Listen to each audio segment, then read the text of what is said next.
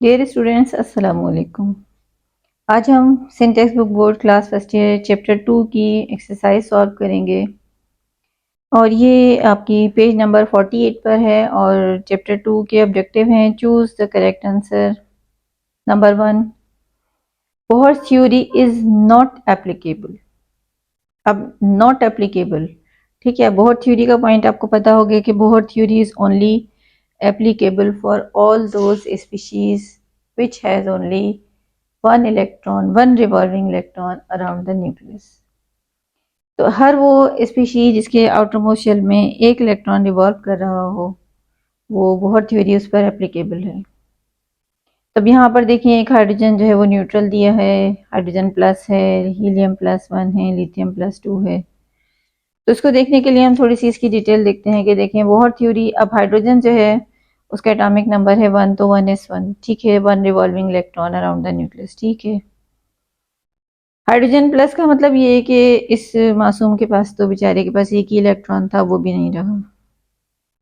Helium का atomic number 2 है। अब हीलियम +1 का मतलब ये कि इसने एक इलेक्ट्रॉन लॉस किया, तो 1s2 की बजाय इसकी कॉन्फ़िगरेशन हो जाएगी 1s1, तो 1 revolving electron around the nucleus इसमें है। लिथियम का एटॉमिक नंबर है 3 और +2 जो है वो शो कर रहा है कि इसने 2 इलेक्ट्रॉन्स जो है वो लॉस किए हैं। तो इसकी 3 की कॉन्फ़िगरेशन जो है 1s2 2s1 होगी, तो आफ्टर लूजिंग 2 इलेक्ट्रॉन्स तो इसकी कॉन्फ़िगरेशन बच जाएगी 1s1। तो देखें इसमें भी रिवॉल्विंग इलेक्ट्रॉन है ओनली 1, इसमें भी है और इसमें भी है। इन तीनों पर हम बोहर थ्योरी अप्लाई कर सकते हैं, इस पर नहीं अप्लाई कर सकते, ठीक है। तो नॉट एप्लीकेबल फॉर H+1, तो बी इसमें जो है वो करेक्ट ऑप्शन हो जाएगा। सेकंड देखिए, nitrogen has the electronic configuration. अब नाइट्रोजन जो है उसका एटॉमिक नंबर है 7 और 7 जो है उसमें electronic configuration 1s2 2s2 2p3। अब p ऑर्बिटल जो है उसकी 3 लूप्स होते हैं along x axis, y axis और z एक्सिस। अब देखिए इसमें कॉन्फ़िगरेशन में px में ओनली 1 इलेक्ट्रॉन शो किया है, py में 1 इलेक्ट्रॉन शो किया है और pz में भी 1 इलेक्ट्रॉन शो किया हुआ है।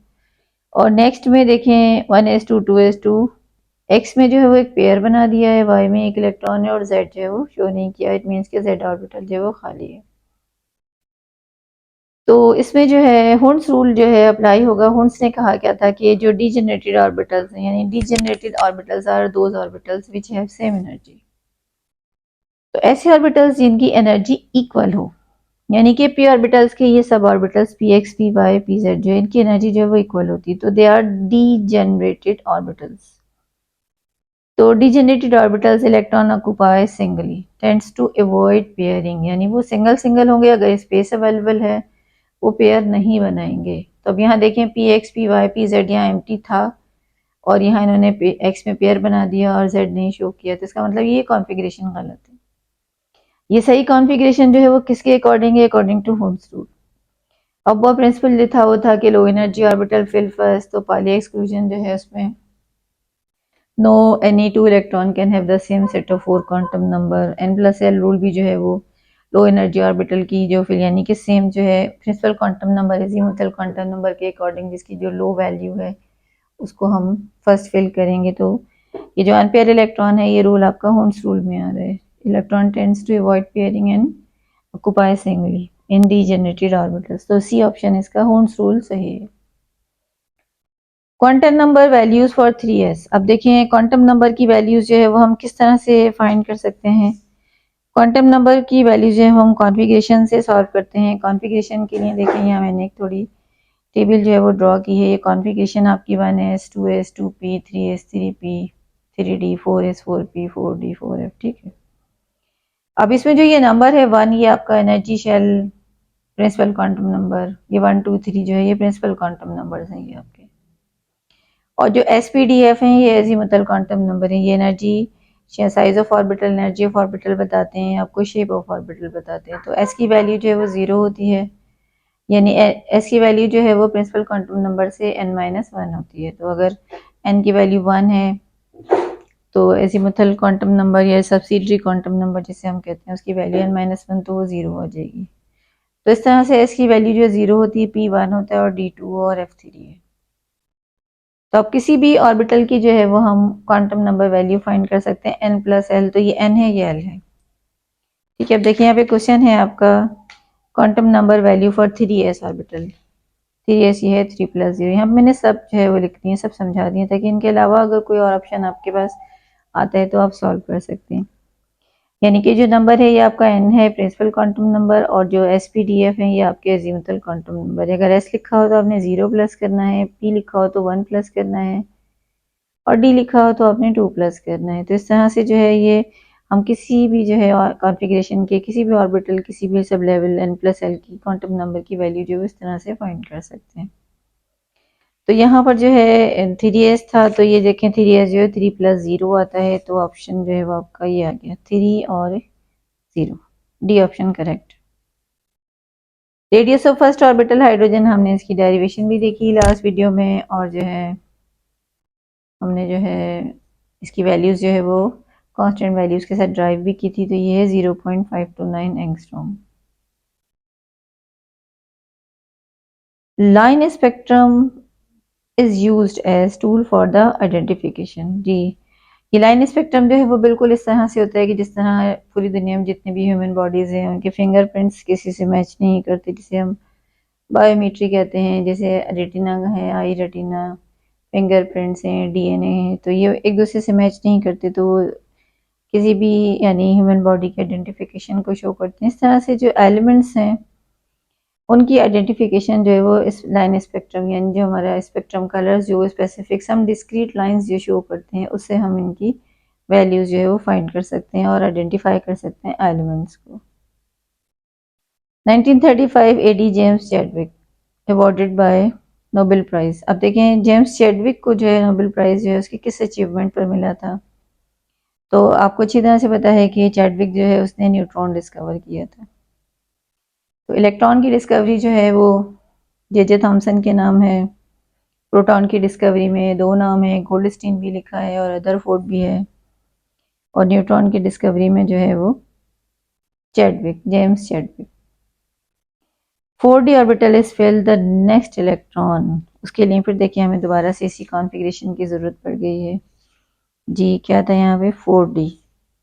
अब ये देखें हम इसको इस सीक्वेंस के साथ जो है वो फिल करते हैं। अभी देखें ये जो मैंने एरोज लगाए, 2+1 3, यहाँ पे 3 आ रहा है, ये 3+1 4, ये पूरी लाइन में 4 है, ये 5 है। देखें 3+2 5, 4+1 5 और 5, ये 6 बनते हैं, ये 7 होते हैं।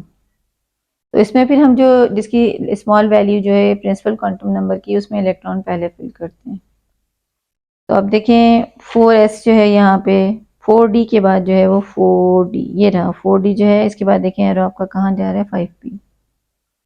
4d जो है इसकी भी n+l की वैल्यू आती है 6 और 5p की भी 6।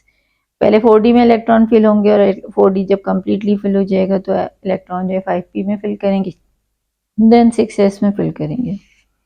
तो इस तरह से जो है हम ये जो है टेबल के जो थ्रू जो है वो किसी भी ऑर्बिटल की इलेक्ट्रॉन फिलिंग सीक्वेंस फाइंड कर सकते हैं। Which of the following is not an iso electronic pair. अब सबसे पहले तो आपको ये समझना है कि आइसो इलेक्ट्रॉनिक पेयर्स होते क्या हैं।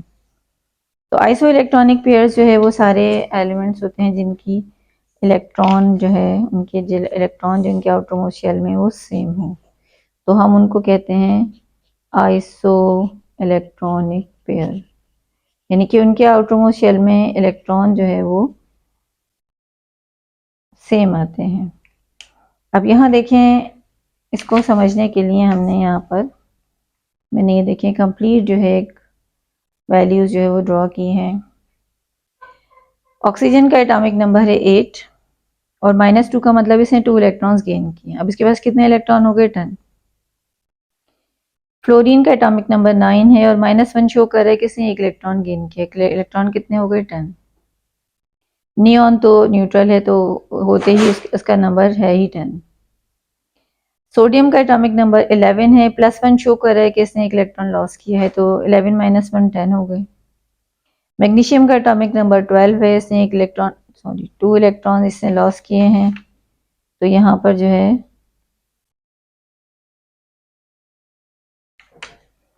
2 इलेक्ट्रॉन जो इसने लॉस किए हैं, तो 12 - 2 10 बचे।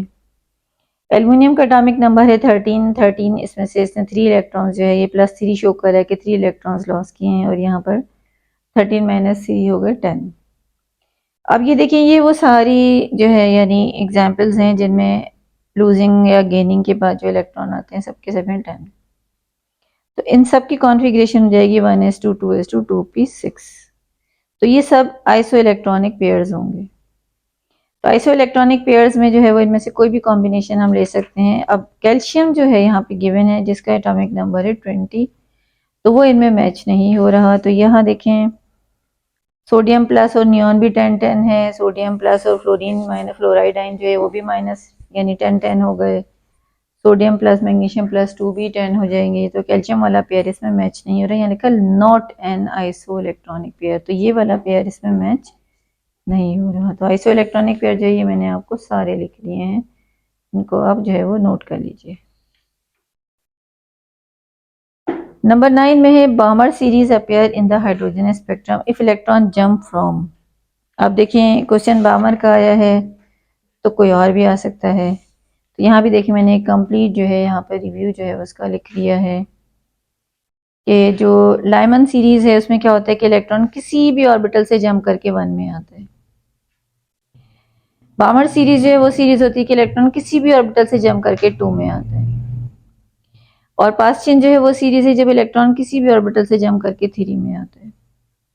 ब्रेक जो है सीरीज जब किसी भी ऑर्बिटल से इलेक्ट्रॉन जंप करके 4 में वापस आएगा, किसी भी ऑर्बिटल से इलेक्ट्रॉन जंप करके 5 में आए। ये देखिए सीक्वेंस में है 1 2 3 4 5, Lyman, Balmer, Paschen, Brackett and Pfund. Lyman की सीरीज जो है अल्ट्रावायलेट जो जब ये in the form of radiation light emit करेगा तो वो जो लाइट रेडिएशन है वो अल्ट्रावायलेट रेंज में होगी, और अल्ट्रावायलेट रेंज जो है वो लेस देन 4000 एंगस्ट्रॉम होती है। बामर सीरीज जो है वो विजिबल रीजन में आती हैं और विजिबल की जो रेंज होती है 4000 से 7000 एंगस्ट्रॉम। पास चेन जो है वो नियर इंफ्रारेड है, इसकी रेंज जो है अबव 7000 होती है। मिड इंफ्रारेड ब्रैक्ट की, और फार इंफ्रारेड जो है वो फंड। तो यहाँ पे मैंने कंप्लीट जो है वो एक डिटेल जो है वो आपको लिख दी है। लाजमी नहीं है कि क्वेश्चन बामर का है तो किसी और का नहीं आएगा, तो आप इसको सीरीज से जो है वो कंप्लीट जो है वो याद कर लें।